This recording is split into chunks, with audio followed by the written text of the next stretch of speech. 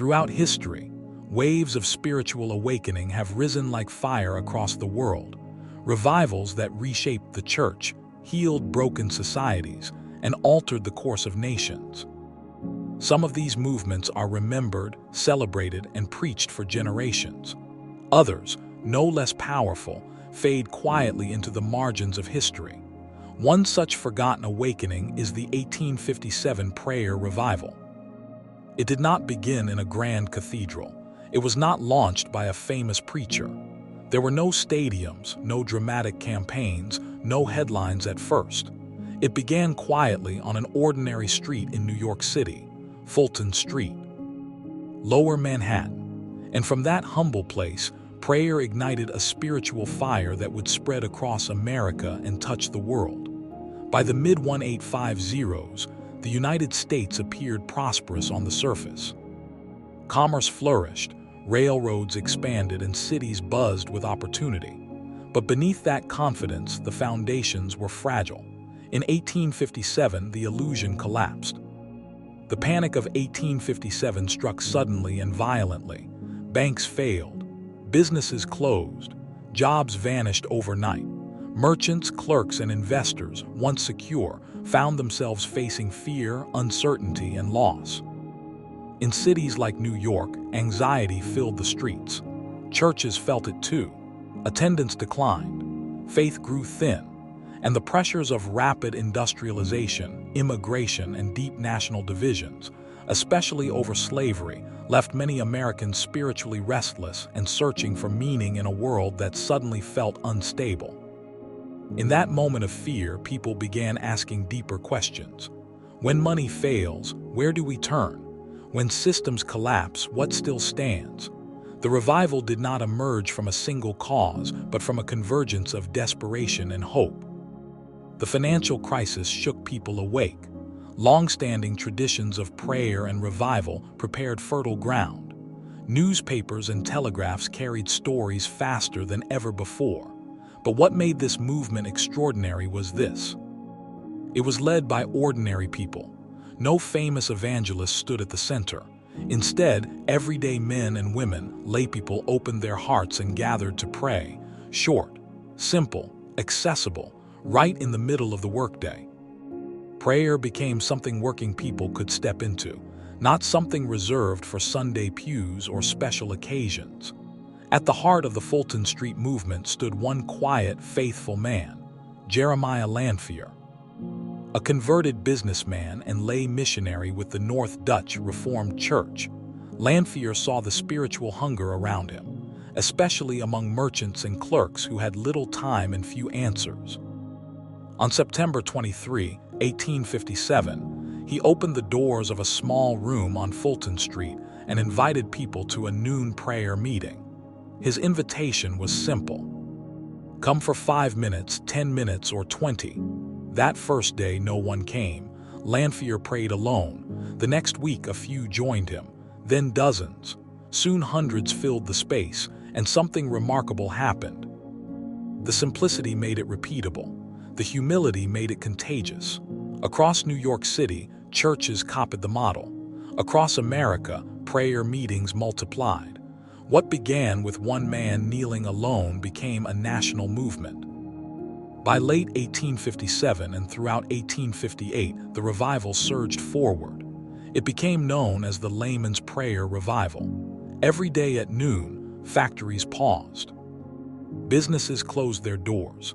Men and women gathered in churches, halls, and offices to pray. Conversions spread.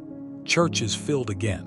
Spiritual life returned to places long dormant. Though the most intense season lasted about a year, its effects lingered far longer, reshaping churches, communities, and even nations beyond America's shores. The spiritual impact was staggering. Historians estimate hundreds of thousands experienced conversion or renewal. Church membership surged. Backsliders returned.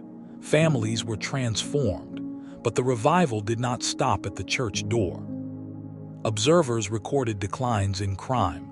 Charitable giving increased. Communities rallied to support the poor and unemployed. Hope replaced despair. There was no frenzy, no spectacle, just scripture, hymns, confession, and prayer. The revival's power lay not in excitement, but in endurance. The 1857 prayer revival redefined what awakening could look like. It showed that laypeople could lead powerful spiritual movements, that short, consistent prayer could transform lives, and that faith could reach working people where they lived and labored. Clergy witnessed hardened hearts softened, families restored, and workplaces changed. The Spirit moved, not through theatrics, but through faithful, ordinary prayer. The movement spread rapidly through newspapers and telegraphs. Cities shared stories of renewal. Conventions formed to encourage prayer across denominations. Soon, the ripple crossed the Atlantic. Within a few years, revivals erupted in Ireland and England, echoing the same pattern of simple prayer and lay leadership. What began on Fulton Street became part of a global awakening. Eyewitness accounts tell of dramatic moral transformations, men abandoning violence, sinners turning back at the brink, lives redirected in a single moment of prayer. One widely recorded account from New York tells of a hardened dock worker who entered a noon prayer meeting only to escape the rain. During a brief prayer, he collapsed in tears, confessing years of violence and alcoholism. Within days, his coworkers testified that he had abandoned drink entirely, reconciled with his family, and began bringing others to the prayer meetings. Church records note that his transformation influenced an entire waterfront crew, many of whom soon joined local congregations. Another remarkable account emerged from the revival spread to Ireland in 1859, which followed directly from the prayer movement ignited in America. In Ulster, a young factory girl who had been bedridden for months was carried to a prayer gathering. Eyewitnesses recorded that after united prayer, she rose unaided, walked home, and returned to work the following week.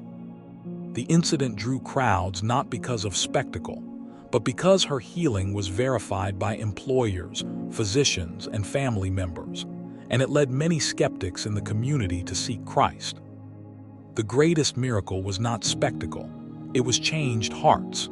The 1857 prayer revival leaves a timeless message for believers today. Revival does not require celebrity. It does not demand perfect conditions. It begins with humility, with consistency, with prayer. When ordinary people gather faithfully, day after day, to seek God, communities can change, nations can awaken, and history can turn. From one street, one room, one prayer, the quiet power of Fulton Street still whispers to our generation. Faithful prayer offered by ordinary people can still change the world.